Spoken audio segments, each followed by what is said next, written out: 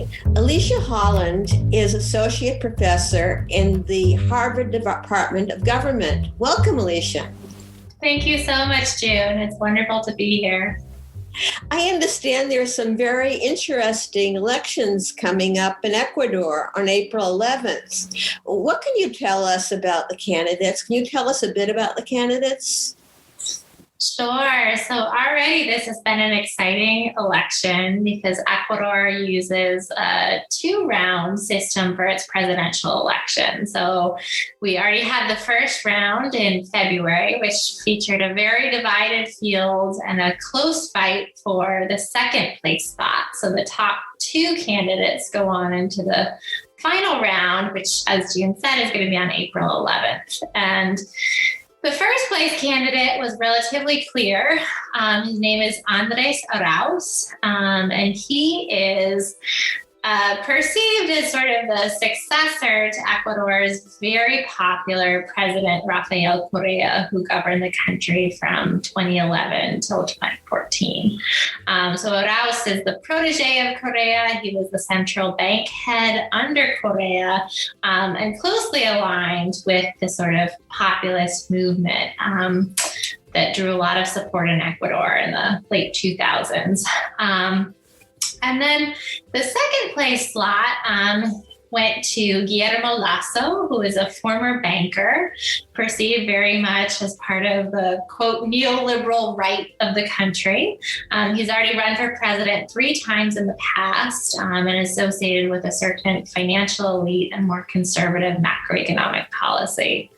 I'll just say he edged out for the second place spot another candidate named Yaku Perez, who had excited a lot of indigenous voters, also younger voters, representing an indigenous environmental leftist alternative.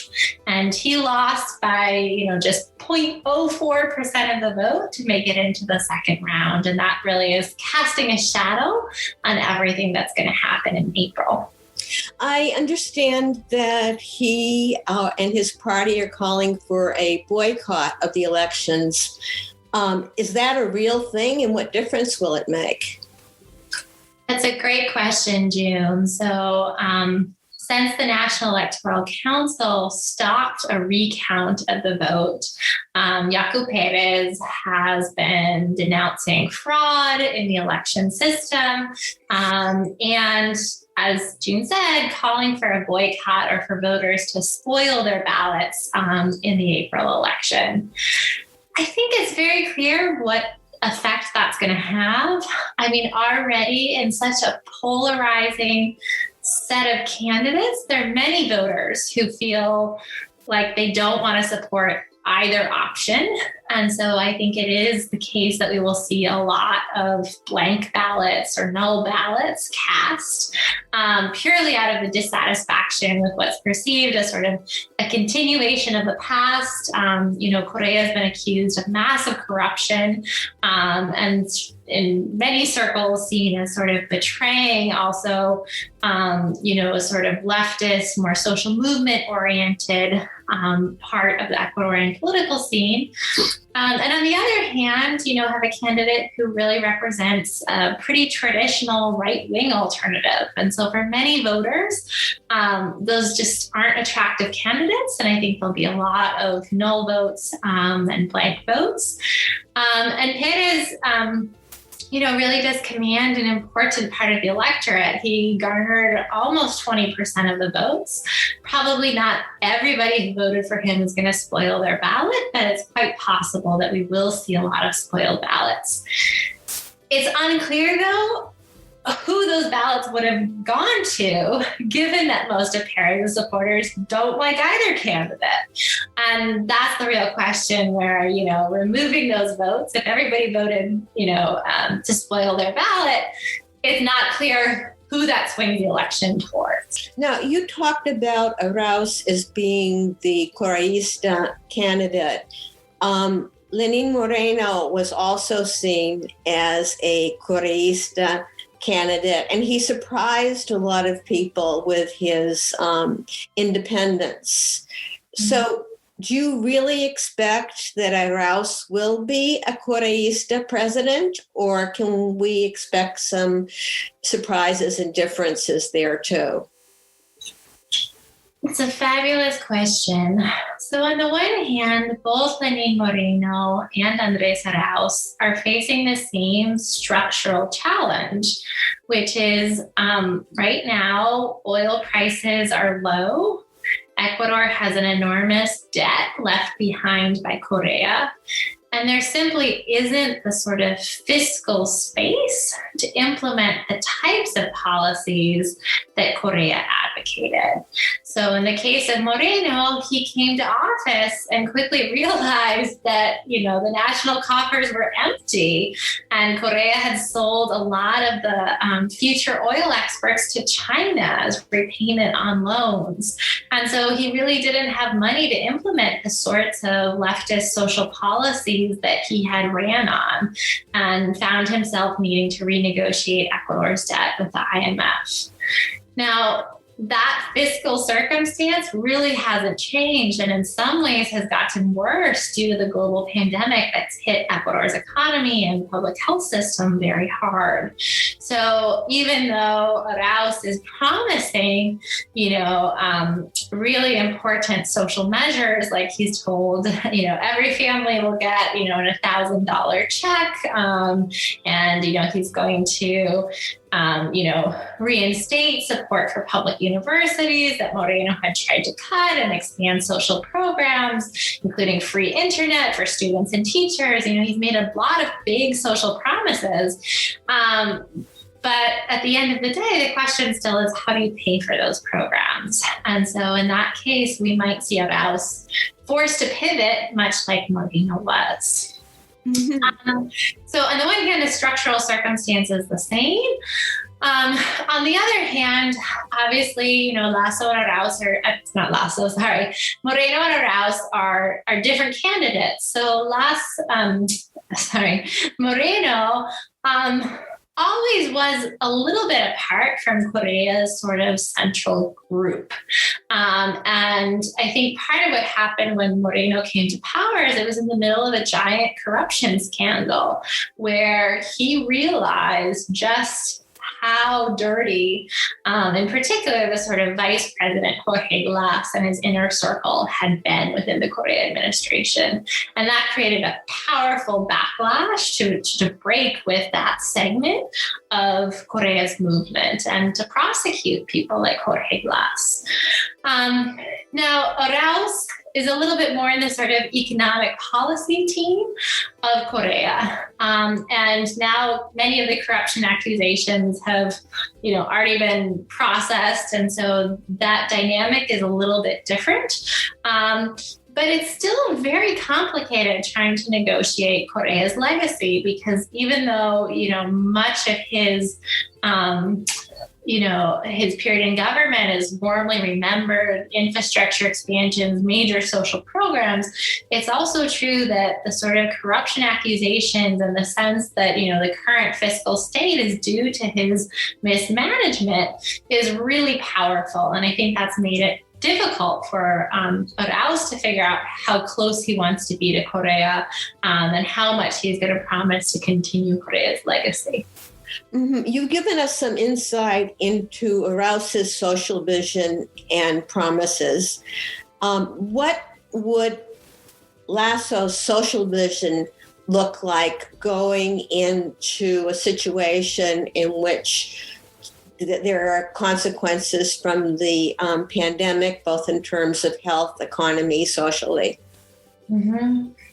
Well, I mean, Lasso, in many ways, I should say, he's also in a tough position, given that the idea of negotiating with the IMF, implementing austerity measures, is incredibly unpopular. And that's been very clear from the fact that Moreno has such low presidential approval ratings. And Lasso was seen as sort of advising the Moreno government and being part of that push to actually negotiate with the IMF and restructure Ecuador's debt. So in terms of financial policy, even though he's not going to pitch it, I would expect that much of the same sort of, continued negotiations with the IMF continues. Now, on the other hand, Lasso obviously is running against somebody with large social promises. And so he's also tried to stress that, he will, for example, bring back employment and create lots of jobs through the reactivation of the economy. And so I think that in some ways, he is trying to push himself a little bit more towards the center or the center left. But, I don't think that he has, other than sort of a general promise to create jobs, really pitch something that would show how he would reactivate the economy. He also says that he plans to increase the minimum wage. So that's been an important social policy. So to create a minimum wage of about $500 a month. That's a very complicated policy in a country with a lot of informal employment. So the sense is, it's not clear whether raising the minimum wage would actually expand high quality employment. But that's been one of his important promises. Gender issues have also been very much on the agenda. So Lasso said that he would create kind of a special ombudsman office specifically for women and to address some of the complaints about gender violence that have surged during the pandemic. On the other hand, there was some criticism that, Arauz had met with many of the powerful feminist movements in the country, where so far Lasso has not sat down with those women's movements. So there's an interesting fight for women's votes in this election and the perception of being responsive to some of the gender issues that have come out of the pandemic. Well, now that we're on the subject of gender, why don't we move to Indigenous rights? The third candidate was an Indigenous man, and as we talked about before, is advocating the boycotting of the elections. But where do each of the candidates stand on Indigenous rights? This is a very complicated issue, and I think this goes back to the point that many of the supporters of Perez don't know who they would support in the second round, because neither candidate has a particularly strong record of defending Indigenous rights.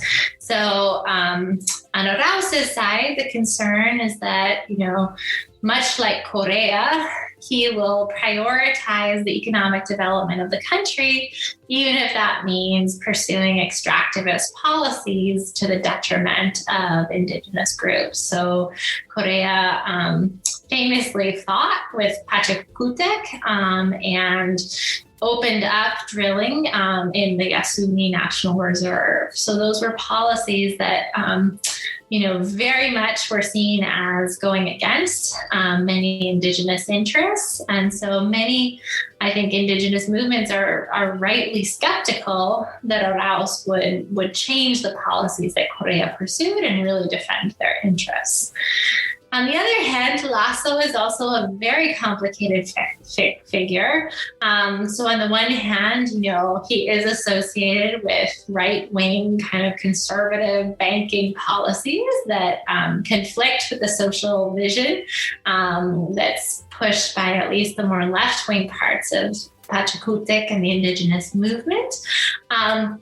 Also, he was seen as advising Moreno's government, and Moreno faced enormous protests in October 2019, led by Indigenous activists.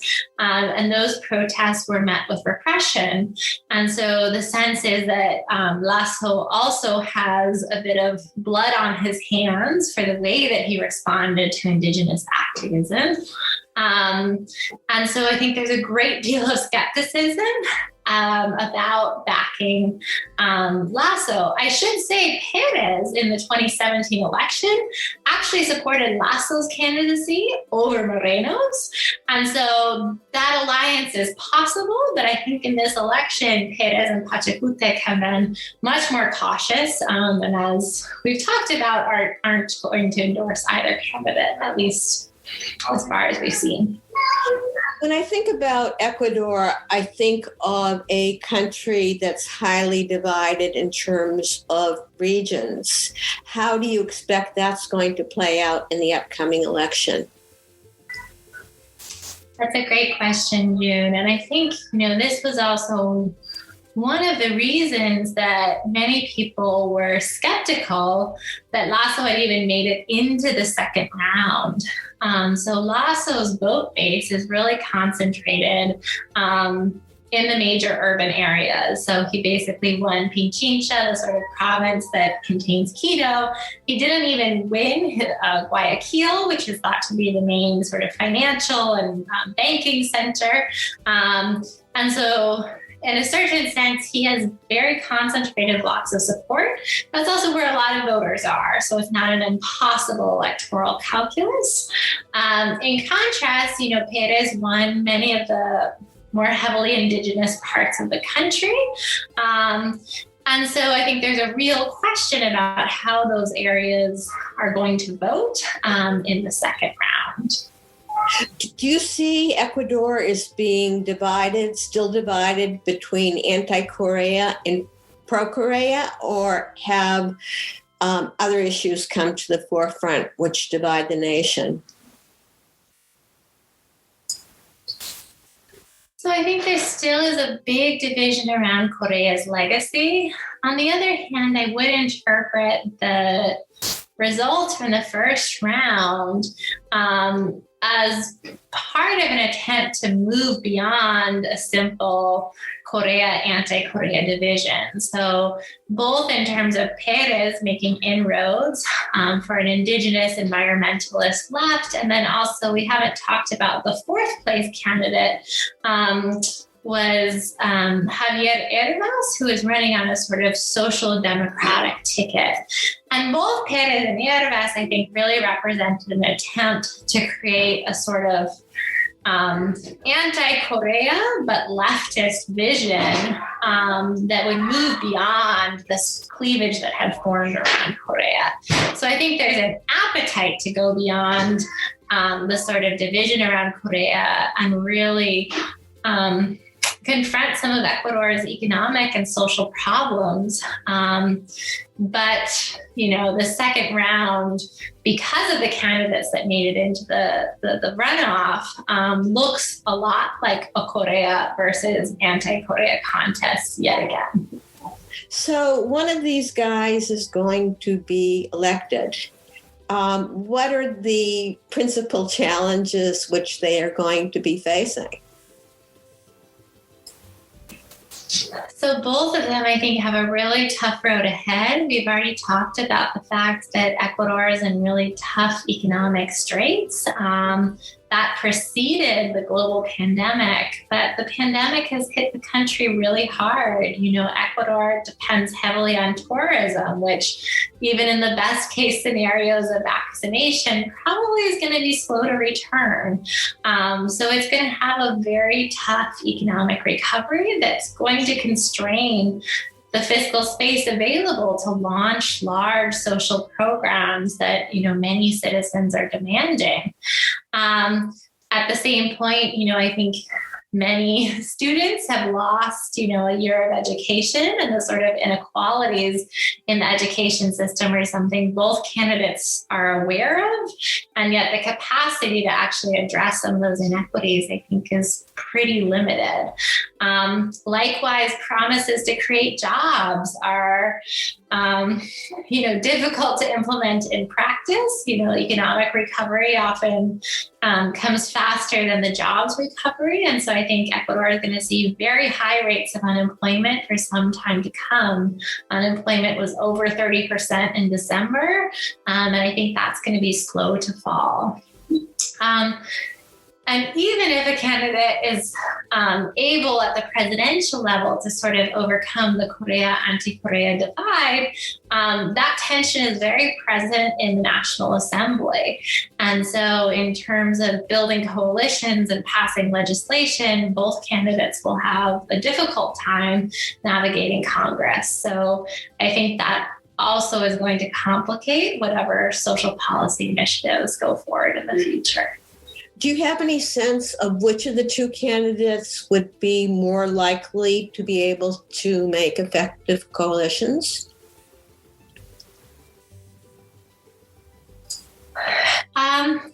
It's a great question. So, in some ways, I think that,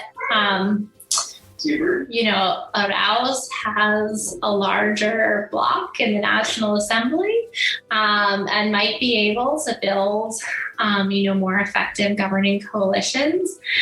I actually think the main risk to Lasso, though, isn't so much the National Assembly as it is street protests. So I think the concern is that Lasso will try to continue with many of the austerity measures and deals with the IMF that Moreno tried to navigate. And the likely outcome is that you will see Pachakutik and many other leftist movements return to the streets. And we could have a replay of, the 1990s and early 2000s when powerful social movements basically kicked presidents out of office. That might be especially a risk given the questionable legitimacy of the first round vote count. So we've been talking a lot about the, let's say, political baseball of these elections, but why do these elections matter for Latin America? Well, there are a couple of reasons. I mean, I think many countries are navigating the complicated legacies of populist presidents. So one thing that we're seeing in Ecuador that is common to, Bolivia or, probably eventually Venezuela in more democratic periods, or that has hung over Peru is really how party systems reform after a very popular individual held power. And so one of the questions is, if Arauz comes to office, is Correa going to be a sort of shadow president from behind, sort of like a Putin, Medvedev in Russia sort of scenario? And does that then pave a path for his return and possible, overhaul of charges against him? So that's one scenario, which I think is an example of how hard it is to, or one possible path for countries to follow after having such popular political leaders. Another very different path is obviously seeing those movements break apart internally and sort of completely fragmenting the party system, which is another outcome in Ecuador. So I think we can learn a lot about populist legacies from a case like Ecuador. I think the second thing that's been very interesting, even though we won't see it play out in the second round election, really is a fight over the different types of lefts that can gain traction in Latin America. And I think Perez's success, it in part was on the base of indigenous votes, but it also attracted a lot of environmentalists, a lot of young voters. He used social media very effectively and really portrayed a vision of a left that prioritized cultural rights and the environment. And that's been a major tension within the left. And both Correa and Morales in Bolivia as well, at many times, Morales in particular, even though he came from an indigenous background, at times he really pushed developmental projects that were seen as conflicting with indigenous interests. The Tipney's Highway is the sort of most extreme example, but that's a case where the left's emphasis on economic development and economic growth as creating conditions to then, redistribute resources and build social programs sometimes conflicts with another part of the left's potential vision, which emphasizes the rights of local communities, the rights of indigenous and minority communities. And that's a vision that much more has been taken up by Pachakutik, and I think is important to many Ecuadorians and many Latin Americans more broadly. And then, of course, in the middle, we had sort of Ervas as, a social democratic figure with a little less environmental focus. But I think that the election was interesting in exposing the different visions of what the left should represent in Latin America and the tension that can form between development and local community interests. Over the past 20 years, we've heard a lot about, there's a pink tide. Look, it's moving to the right. Look, it's moving to the left again. Do these elections make any difference in terms of building coalitions within Latin America?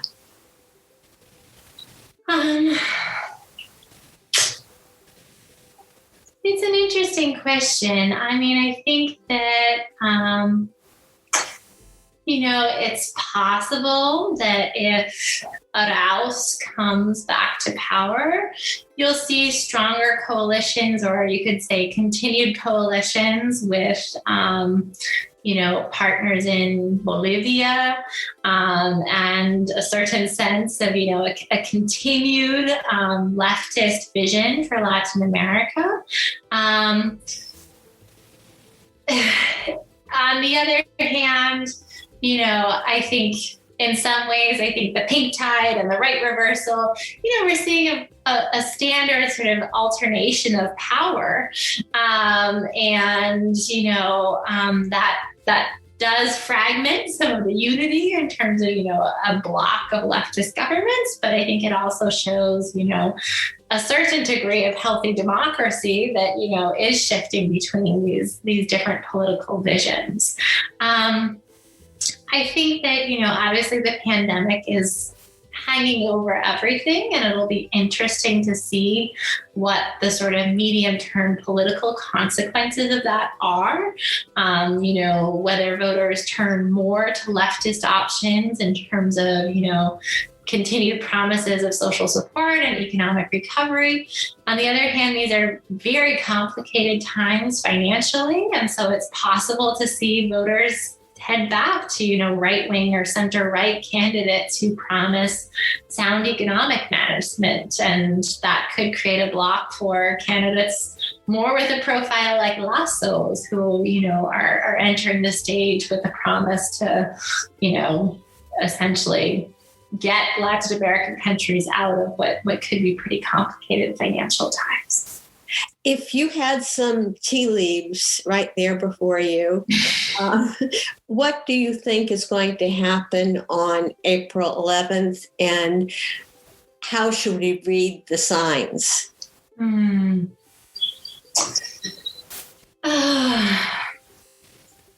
In some ways it feels like such a replay of 2017 that I probably would put my money on Arauz winning, just because I think the number of voters who really support what's perceived to be such a right-wing candidate like Lasso is limited. I think we're going to see a lot of blank ballots, but at the end of the day, more people are going to be willing to return to Arauz and hope that he's broken with the worst parts of the Correa movement. And I think that, the real question is, how does someone like Arauz govern without all of the commodity rents that made, Correa's coalition possible? And we're going to have to see whether, first of all, whether Arauz wins, but also whether he'll be able to find an economic path forward to implement some of the types of social demands and social promises that he's already made. Thank you very much, Alisha. You've been listening to Alisha Holland, the Associate Professor in the Harvard Department of Government. Thank you very much for having been here with us on Faculty Voices. Thank you, June. Take care.